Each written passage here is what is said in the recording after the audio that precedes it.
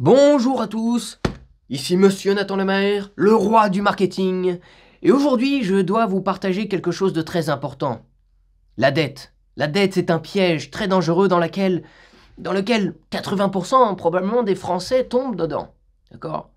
Et vous dites, ouais, mais c'est pas si grave la dette. Vous allez voir pourquoi il ne faut surtout pas faire de dette. Pourquoi il ne faut surtout pas faire de prêts. Et qu'il n'y a pas de bonne ou de mauvaise dette, il n'y a que des pièges, il n'y a que des chaînes. Ça vous enchaîne. Et vous finissez esclave. Alors vous pouvez vous dire, oui, mais allez, c'était marrant avec tes trucs. Moi j'ai fait mes petits calculs, tu vois, et on est beaucoup plus rentable si on prend un prêt, par exemple, pour investir, machin. Vous avez fait vos calculs. Vous avez pris combien de facteurs en compte? 2? 3? Parce que le truc, c'est qu'il y en a des dizaines de facteurs à prendre en compte. C'est que vous pensez que vous êtes rentable, un petit peu rentable, sauf que la vérité, c'est que vous vous faites défoncer la gueule. C'est la vérité. Vous faites n'importe quoi. Vous n'avez pas pris en compte tous les facteurs pour dire si votre dette est bonne ou pas. Tout le monde devrait regarder cette vidéo.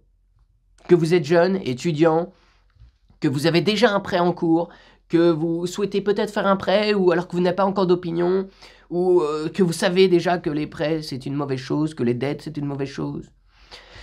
Et je vais commencer cette vidéo par un proverbe qui est dans le Premier Testament, il me semble. Proverbe 22:7, celui qui emprunte est l'esclave de celui qui prête. Alors, dans cette vidéo, je vais beaucoup utiliser le Nouveau Testament. Voilà, donc les paroles de Jésus, voilà. Tout ça, c'est en rapport avec Jésus, d'accord? Donc, ce livre-là, ouais, c'est la petite édition poche. On me l'a donné, on me l'a offert, donc c'est sympa. Merci à ceux qui me l'ont offert. Alors pourquoi je fais cette vidéo? Et je fais cette vidéo parce que je me suis énervé. J'étais à un événement, et il y avait des gourous de l'immobilier à cet événement. Bon, je ne suis pas du tout venu pour ces gourous-là de l'immobilier. Je les entends dire, ouais, il faut faire un maximum d'emprunts, endettez-vous un maximum pour lever un maximum de capitaux pour pouvoir investir dans l'immobilier. Et j'ai fait, mais qu'est-ce qu'ils racontent ces cons? Pendant qu'ils disaient, endettez-vous un maximum, moi j'entendais, enchaînez-vous un maximum. Complètement fou. Il y en a qui sont endettés à 2 fois leur capacité. Même, je vais vous dire, même 20% d'endettement. Admettons, vous avez 100 000 euros et vous vous endettez à 20 000 euros. Vous faites un petit prêt de 20 000 euros. Même ça peut vous ruiner. Et ça finira par le faire. Ça finira par vous ruiner. Même 5% de votre patrimoine, ça finira par vous ruiner. 0. Il faut complètement oublier cette dette. D'accord? Oubliez les prêts, oubliez les dettes. Il y a un truc qui m'a énervé aussi, c'est le banquier. Vous savez, j'ai un banquier qui... Enfin, pas le banquier, mais les stagiaires du banquier qui m'appellent. Ils m'appellent, ils me disent « Tiens, vous voulez pas faire des prêts Pourquoi faire ?» Il me dit « Ah, pour, je sais pas, peut-être acheter une nouvelle voiture, ou peut-être pour acheter un logement étudiant, ou faire des prêts pour le logement étudiant, ou pour vos études et tout ça. » J'ai dit « Non, merci. Je suis chrétien. J'ai pas envie d'avoir de dette. Je suis chrétien. Ne m'appelez plus jamais. » Donc, ils m'ont plus appelé, d'accord? J'ai dit, désinstallez-moi de vos listes email, de vos listes de téléphone, n'appelez plus jamais. Voilà, c'est contraire à mes croyances. Mais c'est pas parce que c'est marqué là-dedans qu'il faut pas faire de prêt, qu'il faut le prendre pour argent comptant et comme ça. Non, non, non. Ils vous disent qu'il faut pas faire de prêt, ils vous disent aussi les raisons de pourquoi il faut pas faire de prêt. Et tout ça, c'est scientifique. D'accord? Ok, je vais tout vous montrer. C'est très important cette vidéo. Bon. Tout ça pour vous dire que voilà, les gourous de l'immobilier, voilà, qui sur scène disaient ouais, il faut faire un maximum d'emprunts, machin, endettez-vous. Des stratégies pour s'endetter encore plus que sa capacité d'endettement.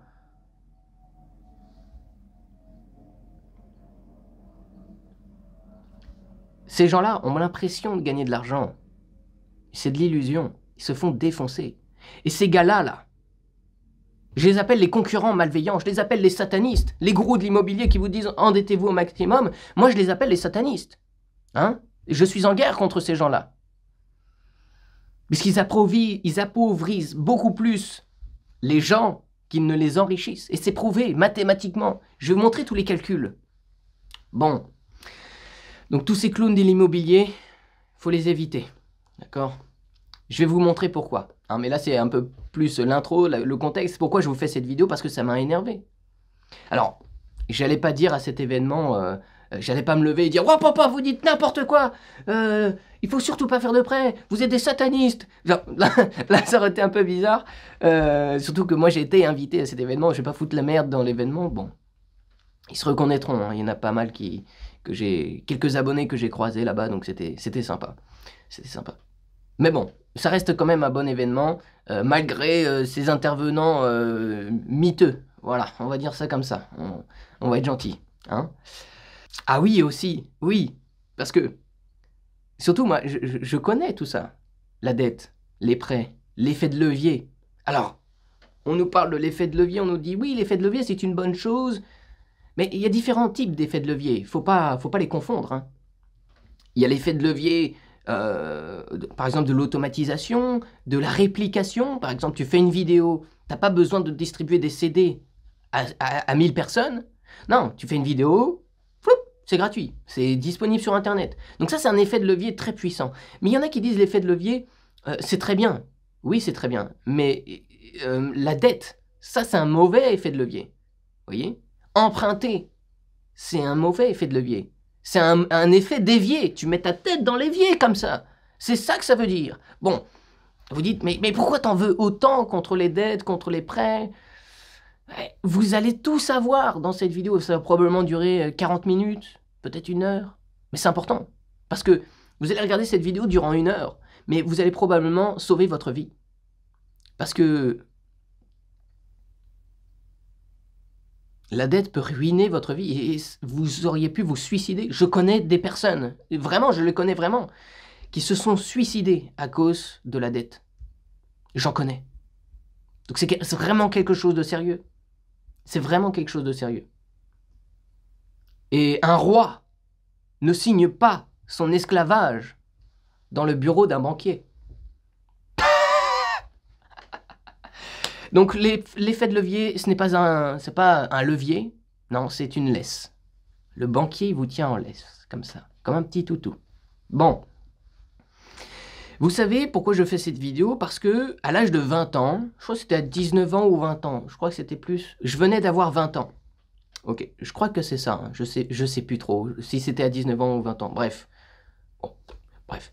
Dans tous les cas, ça change pas grand-chose. À l'âge de 20 ans, vous savez, j'avais accumulé une petite fortune. Une petite fortune, donc voilà.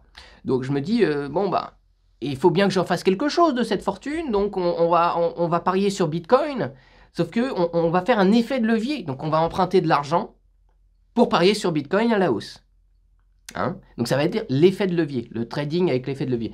Donc au début, c'est un effet de levier x3. Bon, après je me dis, allez, x5. x5. Waouh.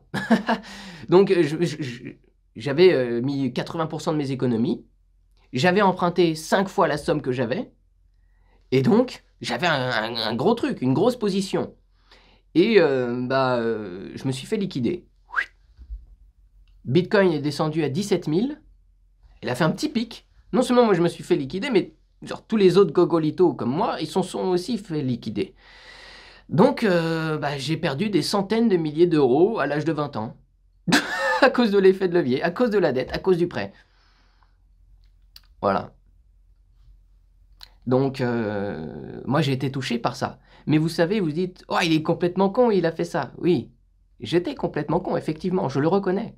Probablement, encore aujourd'hui, il y a des trucs où je suis complètement con. Oui, il y a bien une action que je suis complètement con. J'arrête pas de me gratter les ongles, comme ça. Hein, j'arrête pas de me gratter la peau. Ça m'énerve. Je veux m'en défaire. C'est la seule addiction, c'est le seul truc que j'arrive pas à m'en défaire. Je suis libéré de toutes les addictions possibles, mais il y a juste ça. Bon, maintenant je m'y concentre. D'accord, je suis libéré de tout ce que vous pouvez imaginer. Toutes les addictions, finalement. Je n'ai aucune addiction. Si ce n'est qu'une addiction à la prospérité. Donc, voilà. Donc, si vous voulez pas faire la même erreur que moi, vous savez, j'ai perdu des centaines de milliers d'euros à l'âge de 20 ans. Parce que cette position aujourd'hui, Sans l'effet de levier, ça aurait été représenté quelques centaines de milliers d'euros. Donc, si j'ai perdu cet argent à 20 ans, je suis très reconnaissant. Je veux dire, je suis très heureux d'avoir tout perdu. Vraiment, ça peut paraître bizarre, mais je suis très reconnaissant d'avoir perdu cet argent. Parce que vaut mieux que je le perde à 20 ans que je le perde à 70 ans. T'imagines, à 70 ans, tu perds 80% de ce que t'as. T'as vécu pour... Floup, disparu.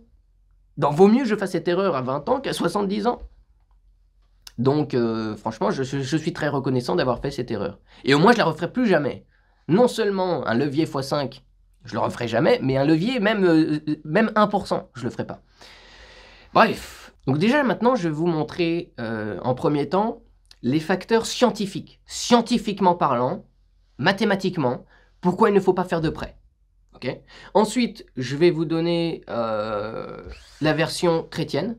Pourquoi dans la Bible, donc le livre de la vérité, pourquoi là aussi il y a marqué qu'il ne faut pas faire de prêt. Je vais vous lire les quelques passages. Et ensuite, je vais vous montrer les citations des hommes les plus riches du monde. Et les plus prospères du monde. Et ce qu'ils pensent de la dette. Vous pensez qu'ils sont accros à la dette, qu'ils font plein de dettes, machin, qu'ils lèvent des millions d'euros? Non, c'est pas si... C'est pas comme ça. Non. Vous vous trompez. Hein, vous pensez qu'ils sont tous sur la dette. Non, non, non, ils ne le sont pas. Ils ne le sont pas. Et bref, ça va être une super vidéo, franchement. J'ai quelques notes à côté là. Waouh, ça va être formidable. Ça va être formidable, donc on peut attaquer. Hein, on peut attaquer. Donc maintenant, je vais vous montrer les facteurs scientifiques. Donc, pourquoi la dette est toxique. Les facteurs économiques. Donc, économique, psychologique, sociologique, biologique. C'est que la plupart des gens prennent juste le facteur économique. Ils oublient tous les autres facteurs, comme je l'ai dit au début. Sauf qu'il y a le facteur économique. La première chose, c'est le risque asymétrique. Le risque asymétrique, qu'est-ce que c'est une asymétrie? C'est une petite action qui donne un énorme résultat. Ou je sais pas, une énorme action qui donne un petit résultat. Voilà, c'est un truc démesuré. C'est pouf. Voilà. Et le risque asymétrique, ça veut dire que vous prenez un énorme risque et la banque, elle prend un tout petit risque.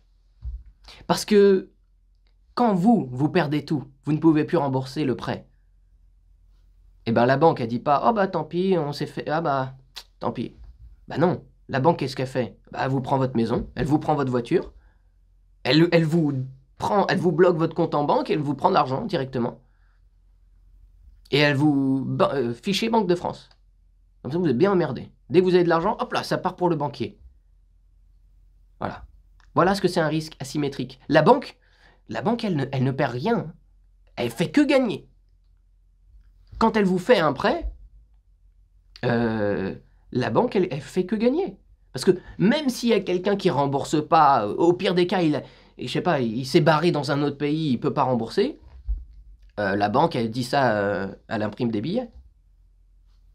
Elle demande à la BCE, oh tiens, il y a un mec qui ne nous a pas remboursé, tu peux imprimer? Ouais, on va imprimer. Non, en fait, on va même pas imprimer les billets. T'as besoin de combien? On a besoin de 100 000 euros. Ok. 1, 0, 0, 0, 0, 0. Cluc, entrée. Mais il est où l'argent? Ah bah, c'était sur l'ordinateur. On vient de le créer, là. Tu vois que la banque, elle ne perd pas. Elle ne fait que gagner.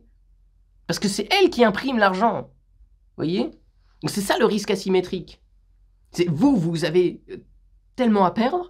La banque, elle peut que gagner. Ils n'ont aucun risque, ils prennent aucun risque. Donc la banque, elle peut que gagner, vous pouvez que perdre. Première chose, donc, le risque asymétrique. Première chose. Deuxième chose, l'effet boule de neige. Oui, parce que le truc, c'est que vous pensez que vous remboursez, admettons, vous faites un prêt de 100 000, vous pensez que vous allez devoir rembourser 100 000, sauf que non, il y a un taux d'intérêt. Admettons, le taux d'intérêt, il est de 5%. Donc, vous allez dire, oh bah, c'est pas grave, je vais devoir rembourser 105 000. Sauf que le truc, c'est que non, tu vas pas devoir rembourser 105 000. C'est 5% de la somme du prêt chaque année. Donc, tu vas devoir rembourser supplémentaire 5 000 euros chaque année. Vous voyez, c'est un taux d'intérêt par année. C'est ça que les gens comprennent pas. Ils disent, oh, c'est juste 5%, je vais devoir rembourser 5 000 euros de plus. Non, 5 000 euros chaque année. Et là, ça commence à faire beaucoup. Voyez? Et au final, quand on regarde, à la fin de la journée, tu dois au final rembourser entre 1,5 fois la somme jusqu'à 3 fois la somme que tu as emprunté. Donc quelqu'un qui arrive, qui veut faire un prêt pour sa maison, il emprunte 100 000. Au bout du compte, au bout de 20 ans, c'est 300 000 qu'il a dû rembourser à la banque. C'est pas 100 000 qu'il a dû rembourser à la banque, c'est 300 000. Il se retrouve à rembourser 2-3 fois la somme qu'il a empruntée. C'est qui se fait couillonner?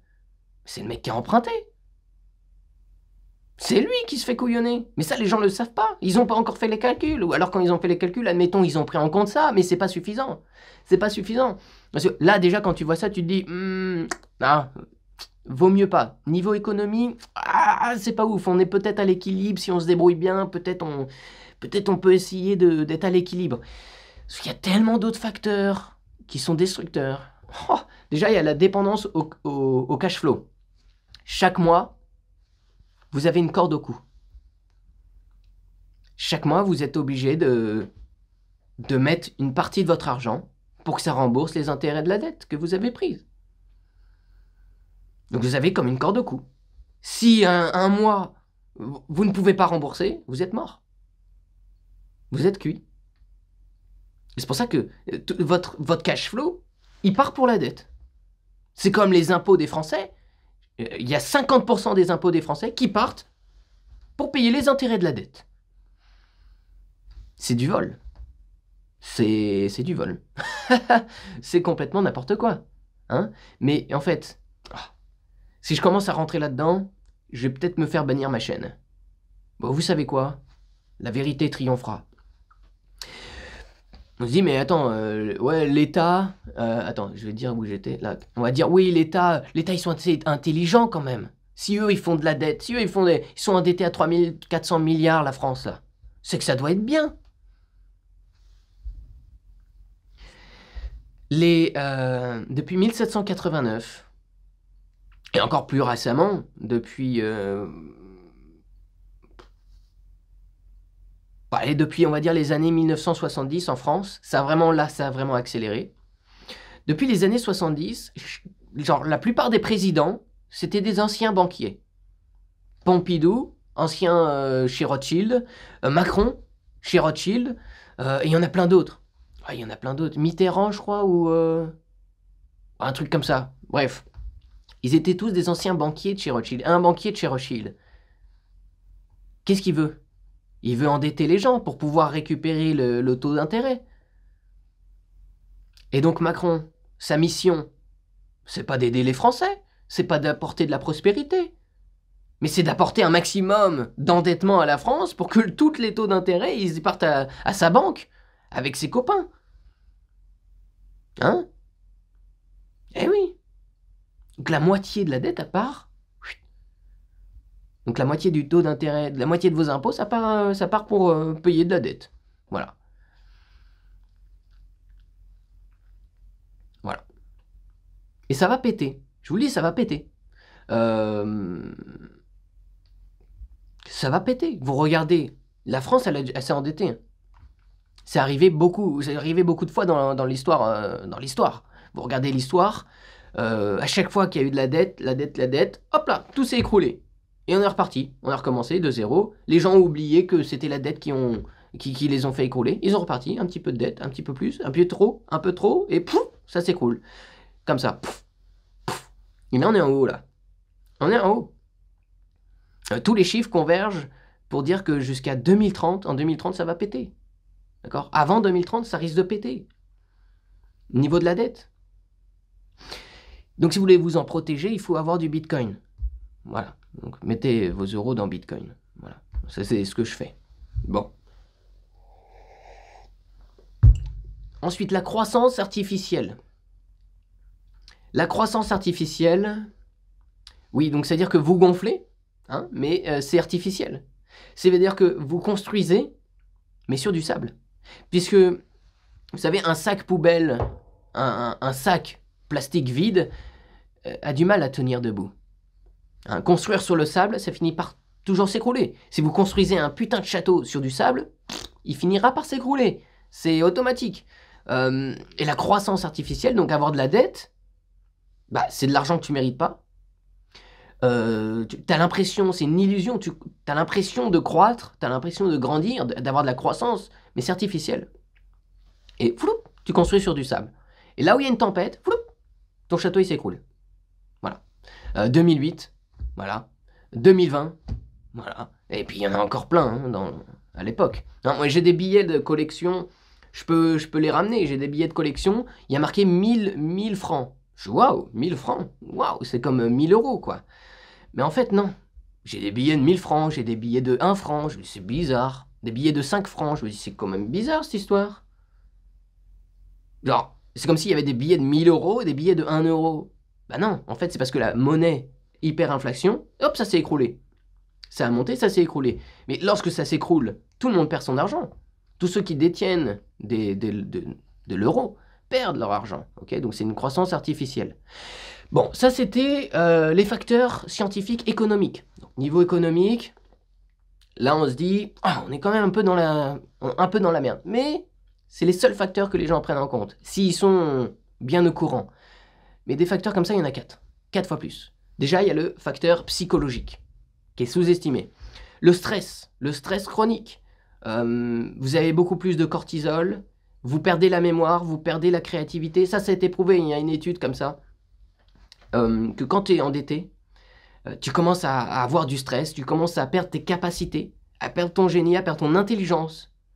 Et quelqu'un qui est moins intelligent, tu vois, il est beaucoup plus contrôlable, on va dire.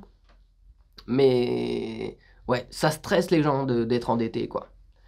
Donc, tu deviens moins intelligent. Voilà. Est-ce que les gens le prennent en compte, ça? Ça m'étonnerait. Ensuite, biais du tunnel. Oui, vous pensez court terme. Vous n'avez plus de vision à long terme.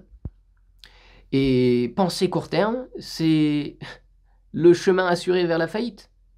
Vous pensez court terme parce que vous ne pouvez pas avoir des grosses boules, poser vos couilles sur la table et prendre des décisions qui vont être difficiles pendant 1 an, mais au bout de l'année, vous allez exploser en termes de rentabilité. Et ça, c'est le problème. Lorsque vous êtes endetté, vous ne pouvez pas prendre des grandes actions comme ça, des actes de foi, vous ne pouvez pas. Parce que vous devez rembourser les mensualités, des taux d'intérêt et tout ça. Donc vous êtes obligé de faire du cash flow rapide, d'argent rapide pour rentabiliser, pour rembourser l'emprunt. Vous ne pouvez pas prendre des actions long terme. C'est un problème. Vous n'allez jamais vous enrichir comme ça. C'est la vision de la fourmi qui est tout le temps comme ça. Sauf que ce qu'il faut, en tant que chef d'entreprise, il faut avoir le moins possible de vision de fourmi comme ça, et le plus possible de vision d'aigle. L'aigle qui comme ça, qui dirige un petit peu. Qui dirige les fourmis. Ça, c'est un chef d'entreprise. Évidemment, il faut aussi avoir un petit peu, des fois, avoir la tête dans le guidon, surtout au début. Mais après, il faut être un aigle. Un aigle, c'est quelqu'un qui pense long terme. Une fourmi, c'est quelqu'un qui pense court terme. Donc finalement, quand vous êtes endetté, vous êtes une fourmi, et vous êtes des fourmis réincarnées. Voilà. Vous pensez trop court terme. Ok. Ensuite, perte de liberté psychique. Voilà. Chaque décision que vous allez prendre quand vous êtes endetté, c'est est-ce que je peux payer? La mensualité à payer, il y a les taux d'intérêt à rembourser, il y a le banquier à rembourser, donc ouais, vous perdez de la liberté psychologique, c'est une charge mentale supplémentaire. Ok. Ensuite, le niveau sociologique. Soumission institutionnelle. La dette, c'est un outil de contrôle social. Alors, est-ce que... Laissez-moi regarder. Voilà. Je vais vous donner un exemple à la fin de cette vidéo, l'exemple le plus connu. Mais ouais, quand vous êtes endetté, on vous contrôle facilement, quoi. C'est ultra facile de vous contrôler. Vous êtes un chien qu'on vous tient en laisse, quoi. Donc c'est un outil de soumission. Voilà. Sérieux. Et les gens ils disent c'est bien la dette. Oh là là. Vous n'êtes pas au bout de votre surprise, là on est qu'au début de cette vidéo. Ensuite, la transmission. Ah oui, c'est que quand vous faites de la dette, vous montrez le mauvais exemple à vos enfants. Donc vos enfants reproduiront probablement le schéma que vous avez fait. Surtout si vous prenez des crédits à la consommation, c'est encore pire. Il n'y a pas de bonne ou de mauvaise dette, il n'y a que des dettes. Mais franchement, c'est encore pire. Hein. Il y en a qui prennent des crédits à la consommation pour acheter une voiture. Il y en a qui prennent ça pour acheter une télé. Oh là là là là. C'est compliqué. Là, on est loin, là. Là, on est un peu loin. Ok. Donc, voilà. Et aussi, bah, ça appauvrit les pauvres, puisque les pauvres ont tendance à emprunter et les riches ont tendance à prêter. Hein. Bon, alors il faut faire attention avec cette citation que je viens de dire, parce que les riches prêtent, mais ça ne veut pas dire que vous deviez prêter lorsque vous êtes riche.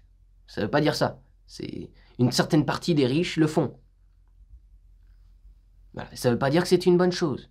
D'accord? Celui qui prête aux gens, il est aussi esclave que celui qui a emprunté. Quand on y réfléchit, on comprend la citation, mais faut bien y réfléchir. Ensuite, les dommages biologiques. Alors, le stress, évidemment, comme on l'a dit, hypertension, ça vous crée de l'hypertension, ça vous crée de la dépression, de l'insomnie. Oh, est-ce que je vais rembourser? Ça vous crée de l'anxiété. Et c'est pour ça que je disais au début, les gens finissent par se suicider. Ça crée de la dépression. Les gens se réveillent le matin et ils disent « Oh, j'ai toute cette dette à rembourser. Oh, je suis dans la merde. » T'imagines, tu commences ta journée comme ça? Tu commences ta journée par te dire que t'es surmené comme ça? Déjà, quand je me réveille 5 minutes en retard, je suis en mode « Oh putain, j'ai loupé ma journée. » Je fais un travail sur ça, donc aujourd'hui ça va mieux, mais au début c'était comme ça. 5 minutes en retard, oh putain, j'ai loupé ma journée, ça va pas être à l'heure, j'ai décalé, machin. Alors t'imagines ceux qui se réveillent avec des milliers d'euros de dettes? Ah bah, je sais pas comment ils font. Hein. Putain. Ils doivent être putain d'anxieux. Il y a des gens comme ça qui sont surendettés, ils disent je pourrais jamais rembourser. Je pourrais jamais rembourser, j'ai pas l'énergie, j'ai pas... Ils voient pas le bout du tunnel. Ils ont pas la foi. Et ces gens-là finissent en dépression, ils finissent par se tuer. Et j'en connais. Ensuite, voilà, le crédit, bah, c'est une drogue. Voilà, parce que vous avez un shoot immédiat de dopamine, et dans le futur, bah, vous avez la gueule de bois. Voilà. Vous gagnez, vous pensez que vous avez un shot de dopamine à court terme, mais les effets négatifs sont 1000 fois pires à long terme. Hein. C'est une action court terme qui vous défonce à long terme. Et oui, quand tu fais un crédit, t'as une dose de dopamine, t'as plein d'argent d'un coup. Du coup, ton esprit va dire quoi? Il va dire, oh bah tiens, refais plein de prêts derrière. C'est des shots de dopamine. Sauf que, bah c'est comme la drogue. D'accord? C'est une addiction. C'est une addiction, comme les jeux d'argent, le loto et toutes ces conneries. Et les casinos. Les paris sportifs. Oh là là là là. Ensuite, l'endettement, ça réduit l'espérance de vie. Évidemment, si vous êtes surstressé, que vous avez tout ça, vous allez perdre des années d'espérance de vie. Hein, ça peut déclencher des cancers, parce que quand vous êtes surstressé, ça affaiblit les défenses immunitaires et les cancers se développent. Voilà. Donc, vous allez payer avec la maladie. Ok? Donc, quand on prend cet ensemble de facteurs, on se dit, oula, ouais, non, en fait, vaut mieux pas prendre de prêt, finalement. Hein.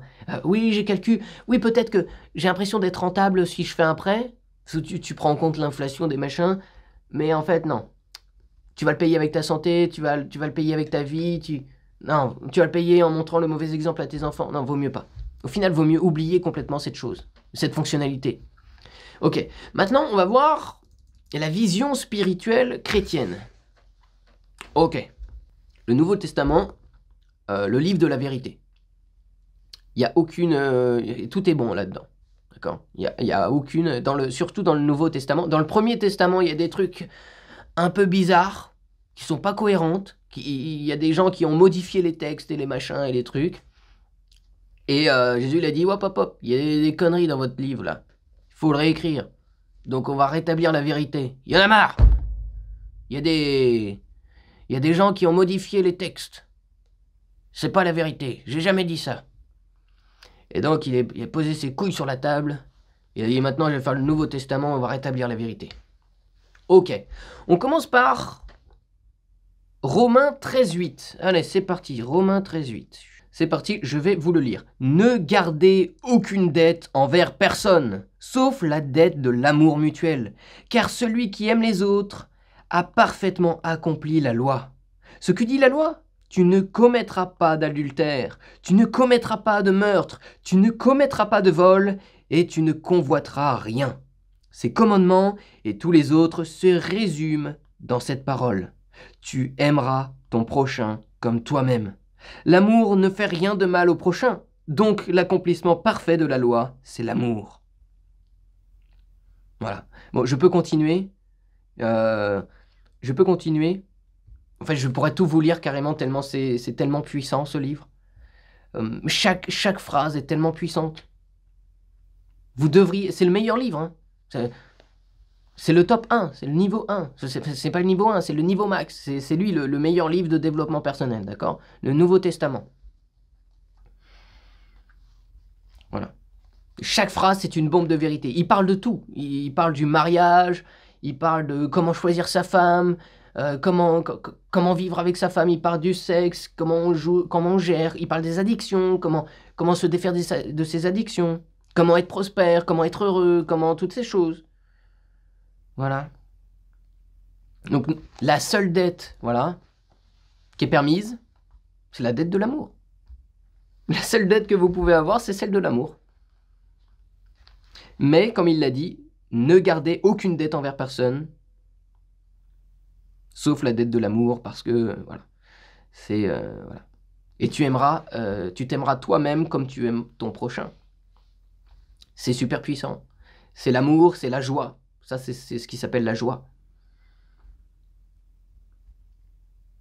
C'est vraiment trop puissant comme... Waouh, waouh, c'est tellement parfait. C'est tellement puissant. Donc voilà, même là, il le dit. C'est l'une des citations. Romains 13.8, ne garde pas de dette envers personne. Ça peut être de la dette financière, ça peut être pas que financière. Hein. Parce que la dette, on pense que c'est que financier, mais c'est attendre quelque chose de quelqu'un. Ça, c'est une dette. Donc moi, je vais améliorer cette phrase. Qu'est-ce que ça veut dire? Donc, il n'y a pas que la dette financière. Il y a par exemple, j'avais fait un post sur Instagram, ne devez rien, n'attendez rien de personne, n'ayez rien à perdre et rien à gagner. Et rien à prouver. La seule chose que vous devez, c'est l'amour. C'est quand même pas mal ça. N'ayez rien à perdre, rien à prouver, ne devez rien et n'attendez rien. Waouh! Là, tu te libères. Tu te libères, c'est une libération. Tu te libères de toutes tes chaînes et tu peux prospérer. Et tu peux t'envoler comme un oiseau. Ok, maintenant, Matthieu 6, 24. C'est parti. Ok, Matthieu 6, 24. Aucun homme ne peut servir deux maîtres. Ou bien il détestera l'un et aimera l'autre, ou bien il s'attachera à l'un et méprisera l'autre. Vous ne pouvez pas servir à la fois Dieu et l'argent. Et là, franchement, la suite, elle est encore plus incroyable. Vraiment, chaque phrase, c'est une bombe. Et vraiment, j'ai trop envie de vous lire la suite, mais si je commence à vous lire la suite, je vais finir par lire tout le livre en entier. Mais ouais, on va juste prendre cette phrase. Aucun homme ne peut servir deux maîtres. Vous ne pouvez pas servir Dieu et Mammon. Mammon, c'est quoi? C'est un démon. C'est le dieu de l'argent. C'est celui qui met des taux d'intérêt, qui est là juste... qui est assis sur une pile d'argent avec... et il s'en fout de tout. Voilà. Il s'en fout de la morale, il veut juste de l'argent. Argent, argent, argent. Donc vous ne pouvez pas servir Dieu et l'argent. Faut bien... Voilà. Faut bien se le mettre dans la tête. Ah, et après, il vous donne des phrases de prospérité extrême. Waouh, j'adore. Et il dit que pourquoi les gens s'endettent? Parce qu'ils ont peur du futur. C'est ce qu'il dit ensuite. Il dit que les gens ont peur du futur, c'est pour ça qu'ils s'endettent. Parce qu'ils ont peur. Parce qu'il n'y a aucune raison d'avoir peur. Il n'y a aucune raison d'avoir peur. Tu regardes les oiseaux. Est-ce qu'ils font des moissons, les oiseaux? Est-ce qu'ils plantent des graines pour faire pousser? Non, ils font pas ça. D'accord? Est-ce qu'ils ont des stations pour récupérer, pour filtrer l'eau Non, ils font pas ça non plus. Est-ce ils font des élevages de cochons, les oiseaux? Non, les oiseaux font pas ça. Qu'est-ce que c'est? Non, les oiseaux sont là. Ils meurent pas. Je veux dire, si tout s'écroule demain, et alors? C'est marrant. On pourra recommencer depuis le début. Je sais pas, si admettons la France, elle brûle, il y a tout qui s'écroule, il n'y a plus à manger, il n'y a plus d'eau, il n'y a plus rien. Il n'y a plus rien, il n'y a plus Internet, il n'y a plus rien. C'est marrant. C'est marrant. Tu captures des poules, tu fais un petit poulailler, ça te donne des œufs, c'est formidable. Quoi d'autre? Donc là, tu as la nourriture. Ensuite, l'eau. L'eau, elle tombe du ciel, en fait.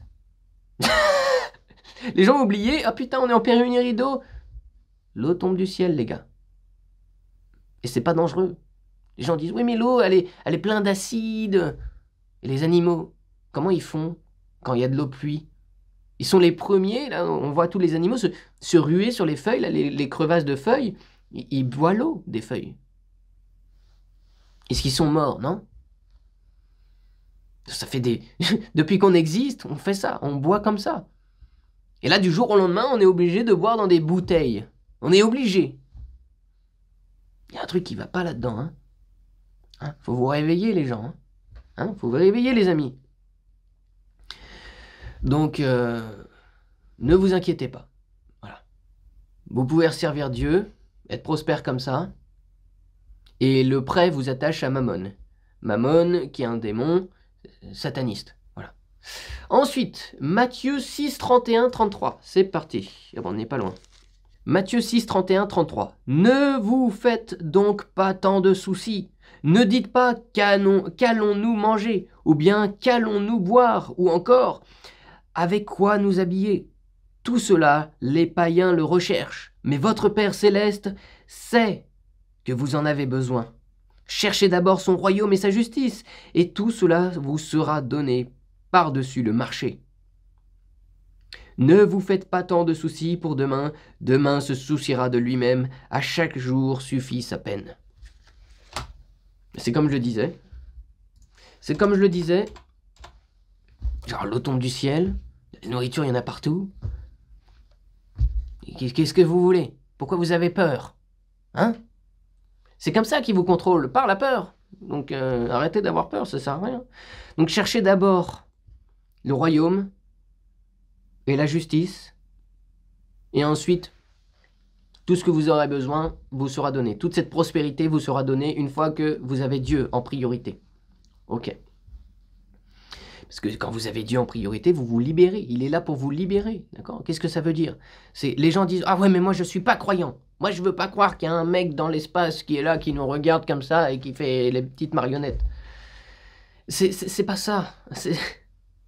Non, c'est normal que vous pensiez des choses comme ça. Ils vous ont manipulé, enfin ils vous ont fait croire ça depuis votre naissance. Ils vous ont fait croire que les chrétiens, c'est des LGBT qui sont la peace and love, mon gars. Ils vous ont fait croire ça. Ah là là, quelle horreur. Oui, à travers les films, à travers les médias, à travers l'école. C'est une manipulation à grande échelle. Il faut revenir au Christ. Parce que c'est là qu'il nous a libérés. Okay? Le Christ, il a dit, voici le guide pour vous libérer. Voici le guide de la prospérité. Vous appliquez, vous lisez, vous appliquez, vous aurez une prospérité. Et rien ni personne ne pourra vous contrôler. Vous serez plus l'esclave de personne. Qu'est-ce qu'il a fait? On était l'esclave des hommes. Parce que tout le monde s'endettait, machin. Bon. Il est arrivé, il a acheté tous les hommes de la planète Terre. Jésus est arrivé, il a acheté tous les hommes en tant qu'esclaves. Il a dit, maintenant vous êtes mes esclaves, je vous libère. Maintenant vous n'êtes plus esclaves. Vous n'êtes plus esclaves de l'argent, vous n'êtes plus esclaves de la dette, plus esclaves des juifs, plus esclaves de tout ça. Vous êtes libres. Mais il faut juste lire ça et l'appliquer. Ah d'accord. Ben voilà. Ok. Donc c'est pas un truc mystique, je sais pas trop quoi. Non, tu lis, t'appliques, tu vois ta vie prospérer. C'est aussi simple que ça. Ensuite, Corinthiens 7, 23. Ok, là c'est juste à côté. Le Seigneur a payé le prix de votre rachat. Ne devenez pas esclaves des hommes. Voilà. Ne devenez pas esclaves des hommes. Et le prêt, bah, vous devenez esclave. Hein? Donc, bah voilà. Et puis après, il explique en détail, voilà. Parce que là, c'est juste des phrases par-ci par-là, mais ensuite, il vous explique tout en détail là-dedans. Donc, le Nouveau Testament, le meilleur livre. Moi, je l'ai dans ma banane. Hein? J'ai une banane comme ça, je la mets dedans, c'est petit. Quand j'ai envie, je la lis comme ça. Quand je dois attendre ou quoi, j'ouvre le livre et je commence à lire et ça me fait des... Waouh! Des bombes de vérité. Bon, ça c'était niveau spiritualité chrétienne. Mais vous savez, pour les musulmans, ça fonctionne aussi. Parce que Jésus est aussi... c'est ça qu'on a en commun avec les musulmans, c'est que Jésus, c'est le king. Jésus, c'est le roi des rois. C'est le boss final. Donc c'est lui qu'il faut écouter, c'est Jésus. Hein? Oui, pour les musulmans aussi, c'est Jésus. Il y a marqué dans leur livre, le Coran. Hein? Donc tous ceux qui disent que les musulmans ils sont des terroristes qui viennent pour nous charcuter ou je sais pas trop quoi, bah, les vrais musulmans, on a le même. C'est Jésus. On a le même gars. On écoute le même gars. Qui est plein d'amour. Au moins, ils sont davantage proches de Jésus. C'est l'avantage. Ok. Ensuite, je vais vous montrer les citations. Donc, je vais vous dire les citations des géants. Ok. On a du Warren Buffett, du Charlie Munger, du Benjamin Franklin.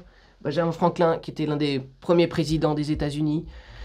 Andrew Carnegie, l'un des hommes les plus riches du monde dans les années début 1900. On a Elon Musk, voilà, on a beaucoup de citations d'Elon Musk à propos de la dette, du prêt, de l'effet de levier, etc. Donc, on va commencer par la citation de Warren Buffett. Parce que j'ai lu ces livres, hein, j'ai lu les livres comme ça. Il y en a qui disent qu'ils sont experts en investissement, ils font tout l'inverse de ces livres-là. Des livres des géants de l'investissement. Ils font tout l'inverse, mot pour mot. Je m'étends. Genre, ils se disent experts en investissement, ils font tout l'inverse. Et il y en a plein qui tombent dans le panneau. Bref, allez, je vous lis. Warren Buffett qui dit « Si vous êtes bête, n'utilisez pas la dette parce que vous allez faire n'importe quoi. Si vous êtes intelligent, vous n'aurez pas besoin de dette. » Et c'est exactement ça. Si vous êtes intelligent, vous pouvez générer les revenus de votre choix sans avoir besoin de recourir à la dette. Si vous êtes intelligent, vous êtes bon en marketing, vous apprenez le marketing, et ensuite vous pouvez faire l'argent que vous voulez. D'accord ? Quand tu apprends le marketing, tu apprends la vente, tu apprends tout ça. Tu peux générer les revenus de ton choix. Dans 3 mois, je peux dire, tiens, je veux faire 100 000 euros. Ok, il y a quelques actions qui me permettent de faire 100 000 euros, je les fais, et puis voilà, j'ai 100 000 euros supplémentaires. Je peux générer le revenu de mon choix. Ça, c'est le pouvoir du marketing. C'est pour ça qu'il dit, si vous êtes intelligent, vous n'aurez pas besoin de dette. Et si vous utilisez la dette, bah, vous allez faire n'importe quoi. Voilà. Ensuite, on a Charlie Munger qui dit « 3 choses peuvent ruiner un homme. Les femmes, l'alcool et l'effet de levier. » Ah oui. Les femmes, parce que quand tu choisis la mauvaise femme, elle peut ruiner ta vie. Hein. D'ailleurs, si vous avez une femme qui vous casse les bonbons et que vraiment vous ne pouvez plus la supporter, devenez moine. Voilà. Voilà, devenez moine. L'alcool, parce que l'alcool, c'est... Ouais. Les alcooliques, ils m'énervent. Les alcooliques, j'ai envie de leur foutre des baffes. Ah, je peux pas les supporter. Je suis agressif envers les alcooliques, ils m'énervent, mais... Pourquoi? Parce que je me balade dans la nature, il y a des canettes de bière partout. Il y a des canettes de bière, des canettes d'alcool, il y en a partout. Tous les 2 mètres, il y en a une nouvelle. Je vais les faire bouffer, je vais mettre dans le cul ces bouteilles de bière, tu vas voir. Oh, ça m'énerve, hein. Bon, et l'effet de levier? L'effet de levier, ça peut ruiner un homme. Donc quand il dit effet de levier, il parle de la dette. Hein, parce que Voilà, l'automatisation, c'est un effet de levier. Tout ça, comme je l'ai dit au début. Voilà. Mais vraiment, la dette, ça peut ruiner un homme. Donc, faut vraiment éviter, enfin, faut supprimer de votre vie l'alcool, l'effet de levier, pas les femmes, évidemment, on va pas supprimer les femmes, mais il faut bien faire attention au niveau des femmes. Hein. Il y a un grand livre comme ça qu'il faut lire pour comprendre les femmes. Hein. Un énorme livre comme ça. Et même quand tu as lu ça, tu comprends rien. C'est pour ça que c'est ultra compliqué. Bref. Ensuite, Charlie Munger, il a dit une deuxième citation. La façon la plus sûre d'obtenir ce que vous voulez, c'est de le mériter. D'accord? Vous allez bosser. Arrêtez de vouloir avoir de l'argent facile, comme ça, d'un coup. Non, il faut mériter. Il faut mériter ce que vous voulez. Et c'est pas que je crois au mérite, c'est que mathématiquement, c'est le mérite qui gagne. Vous pouvez dire, oui, mais lui, il l'a pas mérité, il a fait plein d'argent, il va retomber aussitôt qu'il a gagné. Tous les mecs qui gagnent au loto, ils se font ratatiner juste après. Genre, ils perdent tout dans les 5 ans. Et même, il y en a qui perdent tout, et ils s'endettent encore plus. Tu vois? Donc c'est le retour de bâton. Donc finalement, gagner au loto, c'est peut-être pas une bonne chose, hein. Gagner à la loterie, c'est pas une bonne chose finalement. Ça détruit plus que ce que ça fait gagner. Donc, Charlie Munger, la façon la plus sûre d'obtenir ce que vous voulez, c'est de le mériter. Donc, ça veut dire qu'il faut bosser. Ouais, il faut bosser, les gars. Il n'y a pas de secret. Il faut y aller, il faut bosser. Chaque jour, il faut se présenter et on bosse. Comme des fous. Ok? Faut le mériter. Faut bosser plus dur que tout le monde. Ok, Benjamin Franklin. Donc, j'ai son livre qui est juste là. Ok, Benjamin Franklin, j'ai son bouquin. Et Benjamin Franklin, il dit « Il est difficile pour un sac vide de se tenir debout. » Comme je le disais tout à l'heure, un sac vide qui paraît gros, mais en réalité qui n'a aucune structure, il s'écroule. Et la dette, c'est l'argent que vous n'avez pas. Si vous ne l'avez pas, vous ne le méritez pas. C'est aussi simple que ça. Ensuite, Andrew Carnegie. D'ailleurs, j'adore son livre, Andrew Carnegie. Donc, c'était fin des années 1800. C'est le mec, vous savez, qui avait les chemins de fer, qui était dans les fers. Voilà. Il avait une énorme entreprise dans le fer. Il était le deuxième homme le plus riche de la planète. Et Andrew Carnegie a dit « Celui qui meurt endetté est resté esclave toute sa vie. Celui qui meurt endetté est resté esclave toute sa vie. » C'est-à-dire quoi? C'est-à-dire que le mec qui meurt en étant endetté, toute sa vie, il a été un esclave, parce qu'il a eu recours à l'endettement. Voilà. Andrew Carnegie. Donc là, je vous ai cité les gars les plus riches du monde. Ensuite, on va au prochain, Elon Musk. Elon Musk, il a dit un truc sur le risque et l'effet de levier. Il est mieux de bâtir une entreprise qui survit aux tempêtes plutôt que de prendre des raccourcis avec un effet de levier. Voilà. J'ai son livre aussi, il est là, juste ici. Attends. Voilà. Voilà, j'ai le livre d'Elon Musk, c'est un gros pavé, mais il est bien. Ok. Ensuite, il a dit un autre truc sur le travail et l'investissement. Je n'ai jamais eu de carte de crédit. J'ai vécu avec presque rien. Et j'ai tout réinvesti dans mes entreprises. C'est vrai qu'on l'a vu, il a tout réinvesti à chaque fois dans ses nouvelles entreprises. Il n'a pas fait de prêt. Ok. Ensuite, plutôt que de lever de la dette, je dors sur le canapé de mes amis et je mets chaque dollar dans mes projets. Pourquoi, à votre avis, il évite absolument la dette? Parce que lui, il y a réfléchi. Il est très intelligent aussi. Ensuite, sur la vraie richesse. La richesse, ce n'est pas de l'argent. C'est de créer des choses qui ont de la valeur. Est-ce que la dette, elle crée des choses qui... Non, elle ne crée pas des choses qui ont de la valeur. Qu'est-ce qui crée des choses qui ont de la valeur? Se bouger le cul et y aller. C'est l'action qui crée des choses de valeur, c'est pas l'argent. D'accord? La richesse, ce n'est pas l'argent. C'est de créer des choses qui ont de la valeur. Ensuite, sur la croissance artificielle. Le sac plastique qui finit par s'écrouler. Le château qui est construit sur du sable. Beaucoup de startups échouent parce qu'elles dépensent de l'argent qu'elles n'ont pas encore gagné. Ceux qui commencent à lever des millions et des millions et des milliards, elles n'ont pas gagné cet argent légitimement avec leur projet. Donc elles finissent par échouer. Elles ont gagné de l'argent en levant de la dette. Oui, d'accord.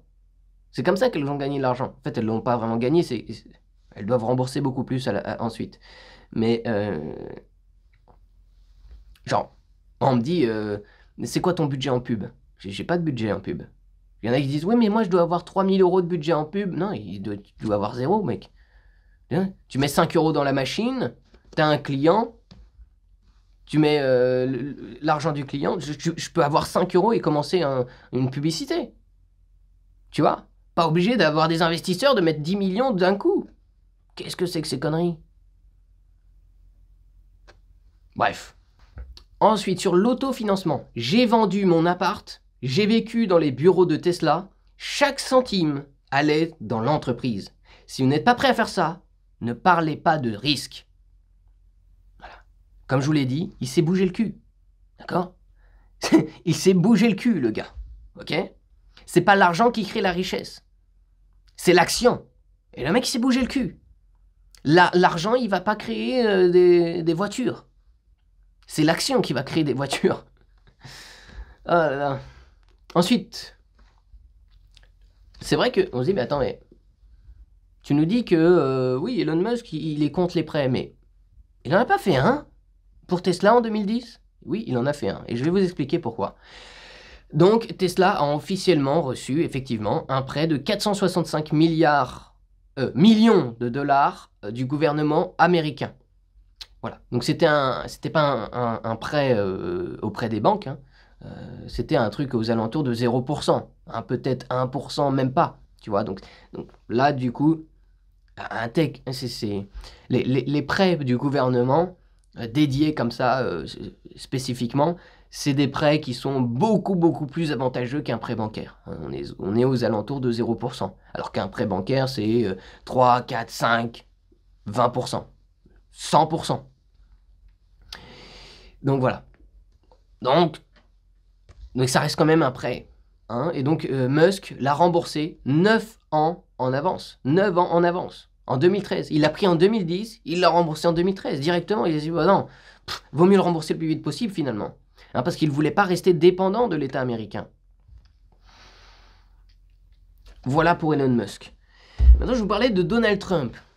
Vous savez, Donald Trump, il a fait n'importe quoi. Aujourd'hui, on le voit, il a plein d'argent et des machins. Mais il a fait faillite 2 fois. En fait, Donald Trump, il aurait dû faire faillite depuis longtemps.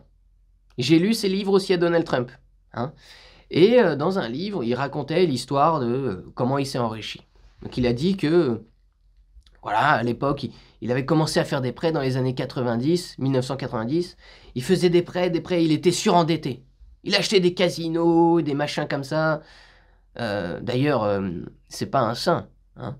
Le mec, il achète des casinos. D'accord? C'est de l'arnaque. C'est de l'arnaque.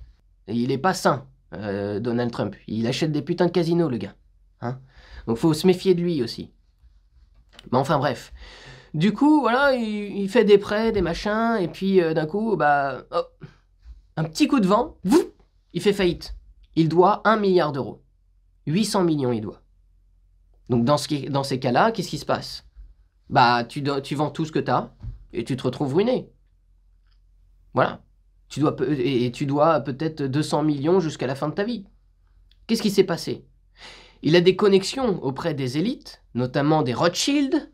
Il est allé voir son copain Rothschild. Il a dit, ah, tu veux pas me prêter de l'argent, je suis en faillite. Prête-moi l'argent, je dois 800 millions. Et le Rothschild, il a dit quoi? Il a dit, ah ouais, bien sûr, je vais te donner l'argent. Alors que, en temps réel, aucun banquier n'aurait financé quelqu'un en faillite comme ça. Genre, c'est impossible.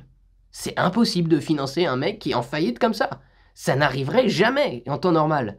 Mais vu que c'est un Rothschild et qu'il a des contacts avec lui et que machin, et que probablement il a été dans des partouzes avec Epstein et qu'ils l'ont filmé en train de faire des trucs dégueulasses à des enfants, ils peuvent le contrôler, donc ils vont se dire, oh bah un mec qu'on peut contrôler jusqu'à le reste de sa vie, bah allez, on va lui payer sa dette, hein, on va lui faire un cadeau de sa dette, on va la réduire, on va même la supprimer sa dette, comme ça au moins quand il deviendra président, il fera ce qu'on lui dira. C'est ma théorie et c'est bizarre, hein. Cette théorie est totalement valable. Cette théorie est totalement valable. Aujourd'hui, il fait tout pour les Rothschild. Vraiment. Tu regardes les actions de Donald Trump, il fait tout pour enrichir les Rothschild. Donc parce qu'ils l'ont tenu en laisse. Ah voilà, ils le tiennent en laisse. Voilà l'histoire de Donald Trump avec ses prêts. Et il l'a dit dans son livre. Il regrette amèrement le fait d'avoir fait des sorties un peu bizarres avec des gens un peu bizarres et de s'être endetté. Il l'a dit, il l'a écrit dans son livre. Il regrette ce genre de choses. Il a dit, si je l'aurais fait, j'aurais jamais été dans des soirées un peu bizarres avec la dette et tout ça. Hein, c'est dans son livre Comment devenir riche de Donald Trump. Voilà. Il l'a même dit. Il n'a pas dit qu'il avait fait des partouzes avec des enfants. Non, il a dit il regrette d'avoir fait des choses. Voilà. Évidemment, il ne va pas le dire, sinon il va en prison direct. Hein. Mais vous avez compris. Donc ça, c'est ma théorie, mais c'est une théorie qui est valable. C'est une théorie qui est valable et c'est la plus proche de la vérité. Hein. D'ailleurs, c'est pour ça maintenant ils sont contents qu'il est président. Bon, allez, maintenant, trêve de plaisanterie, on va faire le comparatif de quelqu'un qui a une dette avec quelqu'un qui n'a pas de dette. Alors, celui qui a une dette, esclavage, stress, dépendance, il construit son château sur du sable. Donc c'est-à-dire quoi? C'est-à-dire que au premier petit choc, ça s'écroule. Voilà celui qui construit avec de la dette. Celui qui n'a pas de dette, liberté, sérénité, antifragilité, créativité, et son château est construit sur du roc. Voilà.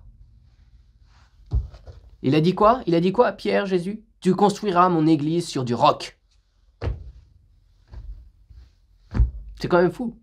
Et là, du coup, vous allez dire, d'accord, il faut absolument pas faire de dette, mais je vais quand même faire les calculs. Vous commencez à faire des calculs, et vous dites, oui, mais moi, actuellement, je dois me loger, je dois habiter quelque part. Les gens font la comparaison de quand ils commencent dans la vie entre louer et s'endetter pour acheter le bien. Ils font le calcul et ils se rendent compte que tu fais des économies au final quand tu t'endettes pour acheter le bien. C'est chaque mois, tu vas, admettons, payer 900 € pour habiter dans cet endroit, alors que si tu le louais, tu devais payer 1000 €. Donc, il y a 100 € de différence. Donc, tu te dis, ah bah attends, mais je suis gagnant de 100 € par mois. Sauf que ces gens ne comprennent pas, c'est que vous devenez esclave pour 100 €. Vous restez bloqué pendant 30 ans pour 100 € dans une situation que vous n'aimez probablement pas.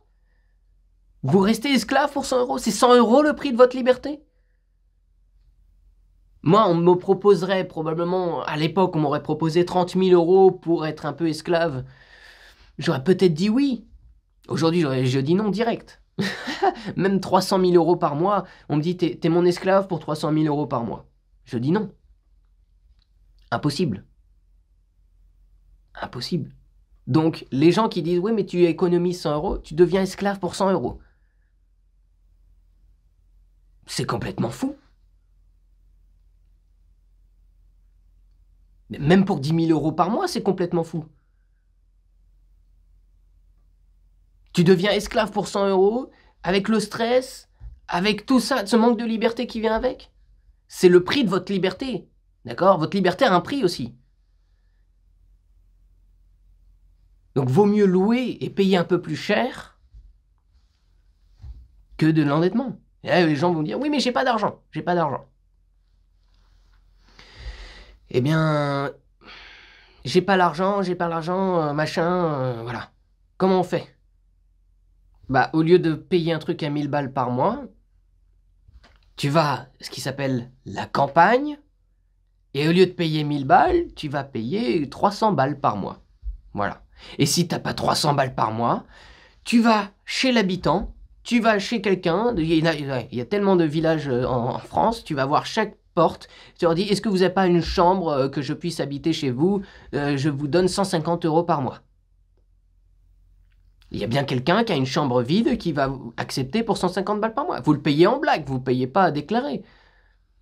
Vous le payez en liquide, en espèces, en bitcoin, voilà, ou en service. Vous faites ce que vous voulez. Oh, c'est chelou. J'avais pas pensé à ça. Mais voilà.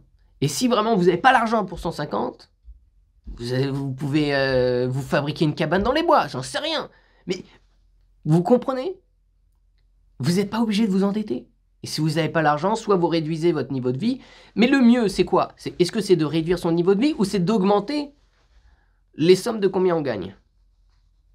Bien, le mieux, entre les deux, entre économiser et gagner, c'est gagner plus. Hein. Donc, l'énergie que vous prenez pour économiser, vaut mieux le prendre pour essayer de gagner plus.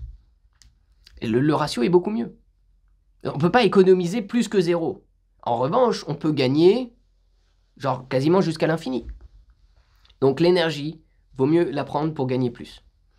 En fait, les deux sont très bien, mais vaut mieux gagner plus que essayer d'économiser. Je vois les gens essayer d'économiser des centimes.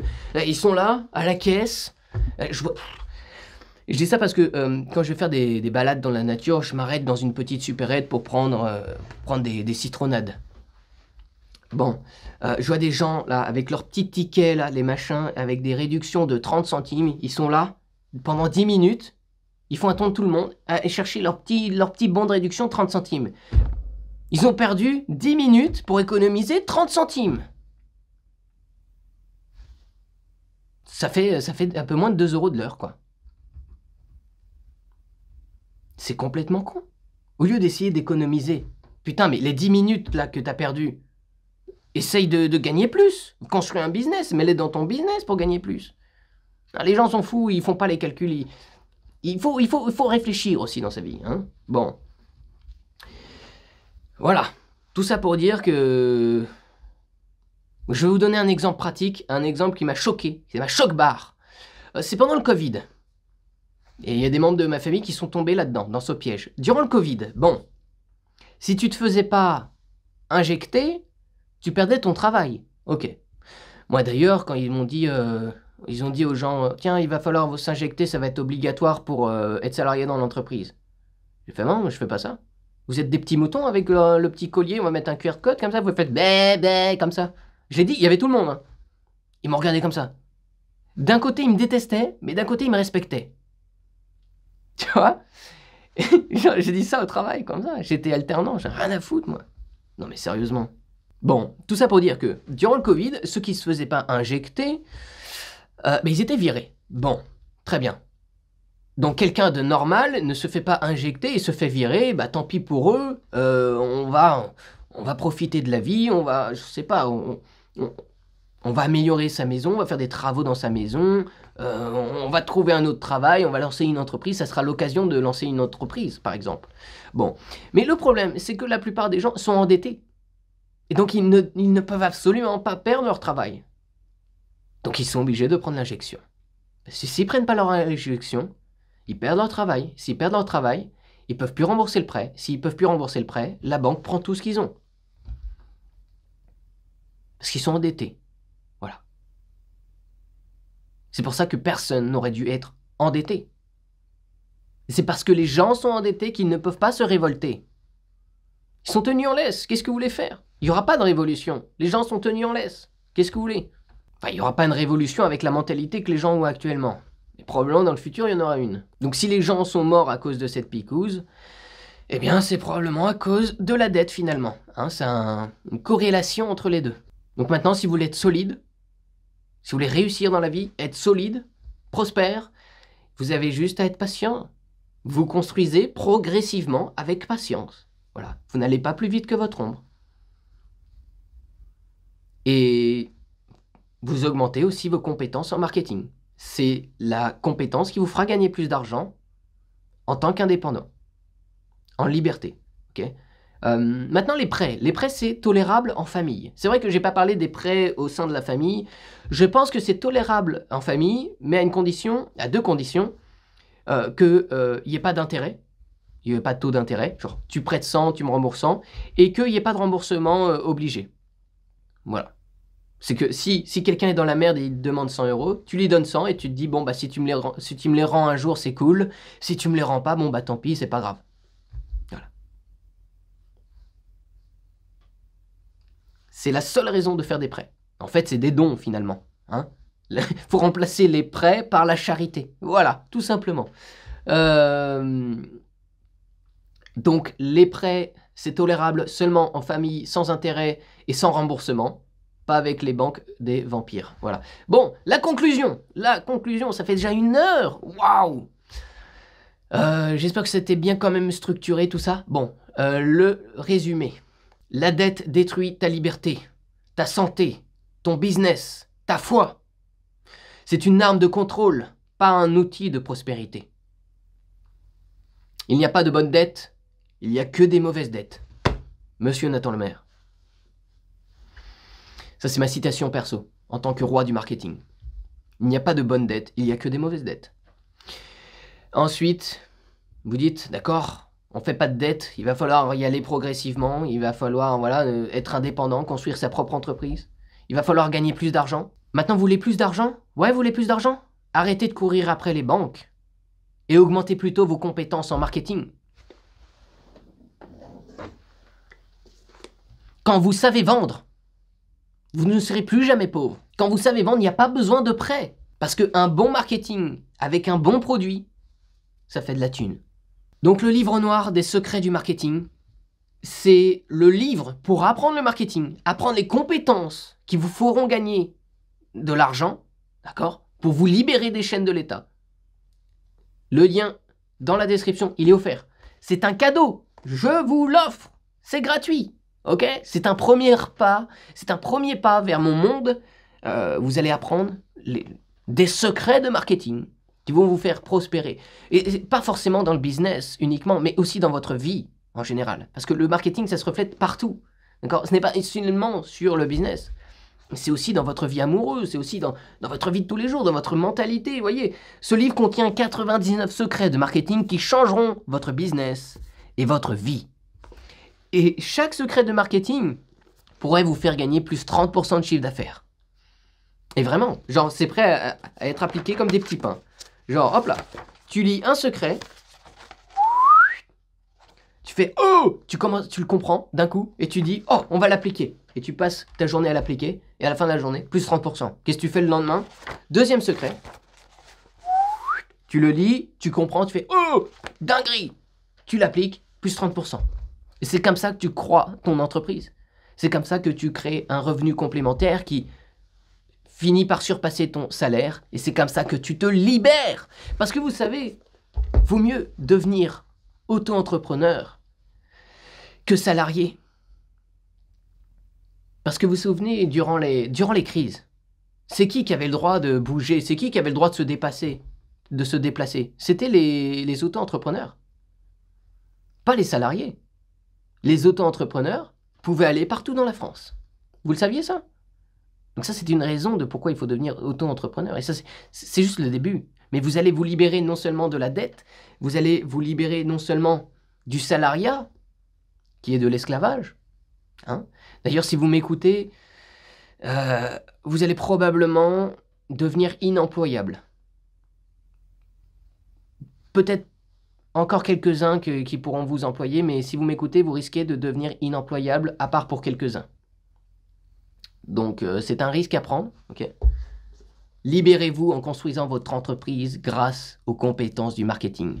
C'est gratuit dans la description, c'est un cadeau! Un cadeau que je vous fais! Juste à couvrir l'impression, la livraison, vous connaissez, hein.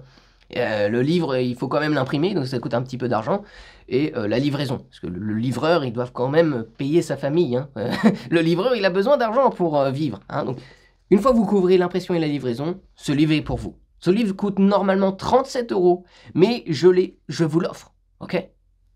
Gratuitement, juste à couvrir l'impression et la livraison. Je ne touche pas 1 €.